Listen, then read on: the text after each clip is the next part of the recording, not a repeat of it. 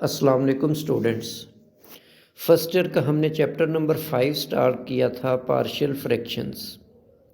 पिछले लेक्चर के अंदर हमने कुछ बेसिक डेफिनेशंस पढ़ी। आज हम इस चैप्टर का लेक्चर नंबर 2 स्टार्ट करेंगे।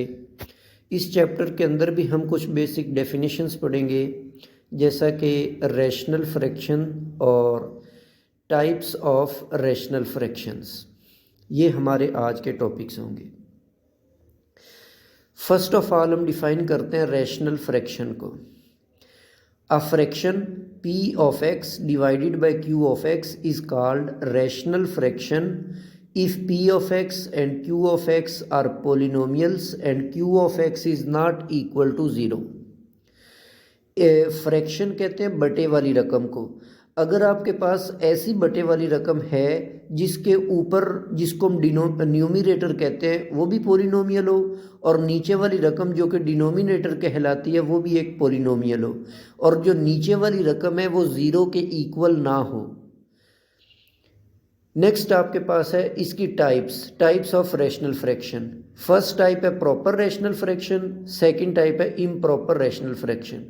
अब इन दोनों टाइप्स को हम डिटेल से देखते हैं कि इनके अंदर क्या डिफरेंस है और इनको हम डिफाइन कैसे करते हैं। फर्स्ट आपके पास है proper rational fraction. A rational fraction p of x divided by q of x is called proper rational fraction if the degree of polynomial p of x in the numerator is less than the degree of the polynomial q of x in the denominator। जो मतलब ये एक बटे वाली रकम, मतलब एक fraction है, एक रैशनल फ्रैक्शन है। अगर इसके ऊपर वाली रकम की डिग्री नीचे वाली रकम की डिग्री से छोटी हो तो हम इसको प्रॉपर रैशनल फ्रैक्शन का नाम देते हैं। मतलब ऊपर भी पॉलिनोमियल है, नीचे भी पॉलिनोमियल है, लेकिन ऊपर वाले पॉलिनोमियल की डिग्री स्मॉल हो नीचे वाले पॉलिनोमियल से। फॉर एग्जांपल, फर्स्ट एग्जांपल है 3 डिवाइडेड बाय x प्लस 1। ऊपर एक कांस्टेंट है, इसकी डिग्री 0 है, नीचे वाले की डिग्री 1 है, तो ये प्रॉपर रैशनल फ्रैक्शन है। इसी तरह सेकंड एग्जांपल है 2x minus 5 divided by x square plus 4। ऊपर x की जो मैक्सिमम पावर वो 1 है और नीचे जो x की पावर है वो 2 है, तो ऊपर वाले की डिग्री स्मॉल हुई, नीचे वाले की डिग्री बड़ी हुई। तीसरी एग्जांपल में 9x square divided by x cube minus 1। इसमें भी ऊपर वाले की डिग्री 2 है, नीचे वाले की डिग्री 3 है, तो ये भी एक प्रॉपर रैशनल फ्रैक्शन है। इसी तरह नेक्स्ट आपके पास है improper rational fraction. A rational fraction p of x divided by q of x is called an improper rational fraction if the degree of polynomial p of x in the numerator is equal or greater than the degree of the polynomial q of x in the denominator। मतलब अगर ऊपर वाला polynomial और नीचे वाला polynomial, इन दोनों की degree या तो बराबर हो जाए या ऊपर वाले की डिग्री बड़ी हो, नीचे वाले की डिग्री छोटी हो, तो ये दोनों सूरतों में ये इम्प्रॉपर रैशनल फ्रैक्शन होगा। इसकी एग्जांपल हम देखते हैं, जैसा कि फर्स्ट एग्जांपल है, ऊपर आपके पास x है, नीचे 2x माइनस 3। ऊपर वाले की डिग्री 1, नीचे वाले की भी 1, तो ये इम्प्रॉपर है। सेकंड एग्जांपल में ऊपर वाले दोनों फैक्टर्स को मल्टीप्लाई करवाएं तो x स्क्वायर बनेगा, नीचे वाले को मल्टीप्लाई करें वो भी x स्क्वायर बनेगा, तो ये भी इक्वल है। तीसरी मिसाल में ऊपर x स्क्वायर है, नीचे x है, ऊपर वाले की डिग्री 2 बड़ी है, नीचे वाले की डिग्री 1 है, वो छोटी है।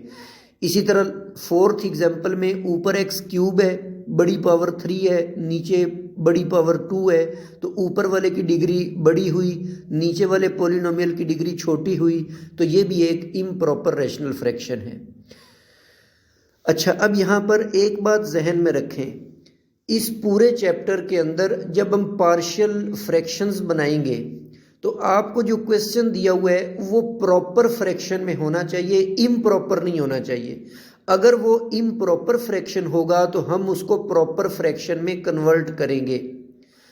तो ये जो कन्वर्जन है इम्प्रॉपर फ्रैक्शन की प्रॉपर फ्रैक्शन में, ये हम एक एग्जाम्पल के थ्रू समझते हैं इसको।